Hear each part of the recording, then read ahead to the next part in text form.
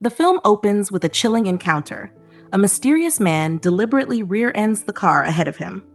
The driver, assuming it to be a routine accident, steps out to photograph the damage for an insurance claim.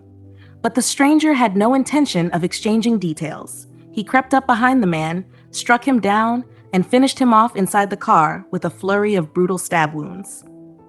The stranger is soon revealed to be Kang Kyung-ho, a cold-blooded psychopath. The following morning, two detectives make their way to the murder scene. Young Tae-suk and his partner Kim Dong-chul are already running late, stuck in gridlocked traffic. Tae-suk's frustration peaks when he spots a group of gangsters loitering outside a nearby casino. Unable to let it go, he jumps out of the car, storms into the casino, and violently dispatches anyone who dares to stand in his way. Across the city, a powerfully built man is in the middle of a training session. His name is Jang Dong-soo, a casino mogul and feared gang lord who rules over every corner of the city. His right-hand man, Kwon Oh-sung, interrupts him with news of Tae-suk's rampage. Dong-soo immediately drops everything and heads to the casino, but not before placing a call to police commander Ho Bong, demanding the detective be reined in. It becomes clear that Dong-soo has the police firmly in his pocket, and Ho Bong wastes no time ordering Tae-suk to wrap things up and leave. Tae-suk eventually arrives at the crime scene, dragging along a few of Dong-soo's men he picked up at the casino. As he examines the brutally murdered victim, he zeroes in on a rear scratch on the car. He phones his superior, Seo Jin, and draws a connection to a prior killing. The same method, the same rear collision, the same knife. A serial killer is at work. Meanwhile, Dong-soo is dealing with a territorial dispute. A rival gang leader named Heo Sando has been eyeing chunks of Dong-soo's turf. Despite the tension, Dong-soo greets him with a composed, almost courteous demeanor. Oh-sung, however, has no such patience and lashes out at Sando, only for Sando's enforcer, Moon-sik, to fire back in defense of his boss. Dong-soo's calm shatters instantly. He beats Oh-sung himself, then wrenches out one of Moon-sik's teeth and drops it into Sando's glass, before coolly instructing him to drink. Sando, left with little choice, obliges. Dong-soo then extends an olive branch, proposing they respect each other's boundaries going forward. Back at the precinct, the detectives convene to review the case. Ho Bong rules the motive as a simple robbery gone wrong. Tae-suk disagrees sharply. Armed with evidence, he lays out his case for a serial killer who tails his victims by ramming their cars before executing them with the same blade. His argument falls on deaf ears. Dismissed once again by Ho Bong, Tae-suk resolves to pursue the investigation alone. That evening, Dong-soo is driving home from a meeting when his car is struck from behind. He climbs out, irritated but unsuspecting, unaware that the man behind the wheel is Kyung-ho. Dong-soo, not one to sweat minor incidents, waves him off and moves to get back in his car. Then the blade comes. Kyung-ho drives a knife into his back. Even with multiple stab wounds, Dong-soo fights back with ferocious intensity, landing blows, and even managing to stab Kyung-ho in the chest before the psychopath flees, but not before ramming into Dong-soo once more, leaving him unconscious on the ground. Dong-soo is rushed into emergency surgery and barely survives the 2-hour operation. In the chaos that follows, his men storm Sando's headquarters, convinced the rival boss ordered the hit. Far from the city, Kyung-ho has retreated to the countryside, calmly stitching his own wound shut with supplies from his car, before casually murdering an elderly man walking his dog nearby. When Dong-soo regains consciousness, he calls Oh-sung and sets the record straight. Sando had nothing to do with it. Shortly after, Tae-suk shows up at his bedside, and rather than offering sympathy, he can't resist taunting the gangster who nearly got killed by a random psychopath. The attack, it turns out, has done serious damage to Dong-soo's reputation. Rival factions are already sensing weakness and moving to take what's his. Tae-suk, sensing something bigger is unfolding, slips away and begins his own quiet pursuit of the truth. Examining Dong-soo's car, Tae-suk finds a rear scratch identical to those left at previous murder scenes. He brings this to Ho Bong, and for the first time, his serial killer theory begins to gain traction. The near death of a powerful gang lord is difficult to dismiss. At the hospital, Dong-soo receives an unexpected visit from Sando, who has wasted no time exploiting the power vacuum, quietly seizing portions of Dong-soo's territory and poaching his investors. Dong-soo listens with an unsettling calm, but beneath the surface, the wheels are already turning. That same evening, Kyung-ho strikes again. He spots a truck driver making a roadside phone call and kills him without hesitation, then steals the vehicle. What he doesn't account for is a passenger asleep in the back, a friend of the driver who stirs at the wrong moment. Kyung-ho silences him too, though in the struggle his knife slips and clatters onto the road. He walks away without a second glance.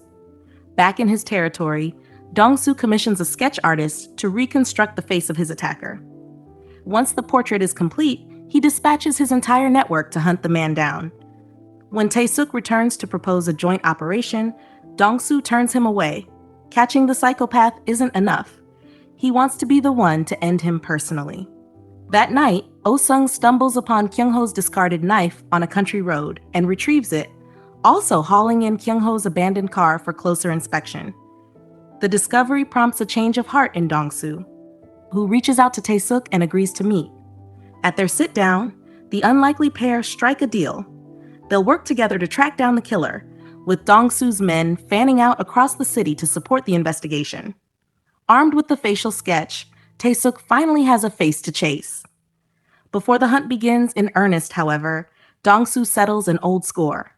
He orders Oh-sung to eliminate Sando for his territorial betrayal, and to make it look like Kyung-ho's work by using the recovered knife. The plan is executed cleanly. The next morning, Tae-suk storms in and confronts Dong-soo, having already pieced together what happened. Dong-soo doesn't bother denying it. He confirms the kill with cool indifference and easily overpowers Tae-suk when he lashes out. Tae-suk, seething, promises to bring Dong-soo down the moment Kyung-ho is off the board. Sando's death sends shockwaves through the city. The case grows too complex for the local precinct, and intelligence officers are soon brought in to take over. That night, Dong-soo leads his men to Sando's headquarters under the guise of paying their respects. There, they encounter Kyung-ho, who slips Moon-sik a note revealing that it was Dong-soo who killed Sando, using his knife to frame him. The next day, while Dong-soo and Tae-suk comb through Kyung-ho's recovered car for evidence, Moon-sik arrives with a crew and launches a full ambush. The two fight their way through the attackers, and when the dust settles, Moon-sik is dead. He is buried without ceremony. With Kyung-ho's fingerprints lifted from the car, Tae-suk moves fast. His team tracks down the murdered truck driver's widow and sets her up as bait. She'll lure Kyung-ho to a restaurant under the pretense of a meeting. But the plan unravels. Kyung-ho is several steps ahead and sees right through the trap. A frantic chase follows, and once again he slips away. Even so, Tae-suk returns with something valuable. A trip to Kyung-ho's residence yields a photograph. Now both the police and Dong-soo's men have a face and a name. Dong-soo mobilizes his forces, spreading them across the city's outskirts with the photo in hand. That evening, a news report stops Dong-soo cold. A schoolgirl carrying an umbrella has been murdered. The same kind of umbrella Dong-soo had once given to a young girl. Fury overtakes him and the search intensifies. A lead surfaces, Kyung-ho's rental property on the edge of the city. They converge on the location, only to find it empty. He'd already gone. They decide to wait and close the net around him on his return. But Kyung-ho clocks the trap before he even pulls up. He floors the accelerator and tears away, triggering a high-speed pursuit that ends in a collision. He escapes on foot into a narrow alley, and the three men give chase. Then a scream cuts through the darkness. Oh-sung has been stabbed, Kyung-ho having quietly doubled back to ambush him. Dong-soo and Tae-suk spin around and sprint after him as he disappears into the strobing lights of a nearby nightclub. Inside the nightclub, Dong-soo moves methodically through the maze of rooms, throwing open doors one by one. The search leads him to a karaoke room, where Kyung-ho has cornered a woman and is holding her hostage in the toilet. Dong-soo doesn't hesitate. He tears into Kyung-ho with everything he has, beating him into unconsciousness. With the woman safe, he hauls the limp body to a nearby warehouse, where he intends to make Kyung-ho pay for every wound he inflicted. But just as Dong-soo raises his hand to deliver the final blow, Tae-suk steps out from the shadows and knocks him out cold. It turns out Tae-suk has his own agenda. He needs Kyung-ho alive and processed through the courts, a high-profile conviction that could do wonders for his career. When the trial arrives, the prosecution struggles. The evidence tying Kyung-ho to the serial murders is thinner than expected, and for a moment it appears he might walk free. Then Dong-soo enters the courtroom, not as a bystander, but as a surviving victim. He strides to the stand, strips off his shirt, and lays bare the web of stab scars across his body.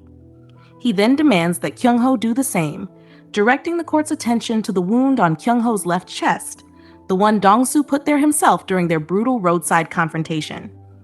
The testimony lands like a sledgehammer. The judge is left with little doubt. Kyung-ho is sentenced to death. But the moment of justice comes at a cost. Dong-soo's confession on the stand also seals his own fate, as he openly admits to the murder of Sando. He is taken into custody. As it turns out, none of it was accidental. The confession, the trial, the imprisonment, it was all part of a carefully laid plan between Dong-soo and Tae-suk. Dong-soo had one final move in mind. He requests to be placed in the same cell as Kyung-ho. In the film's closing scene, Dong-soo walks through the prison gates to a quiet chorus of acknowledgement from his men already inside. He smiles, not the smile of a defeated man, but of someone exactly where he planned to be. Thanks for watching and subscribe for more recaps.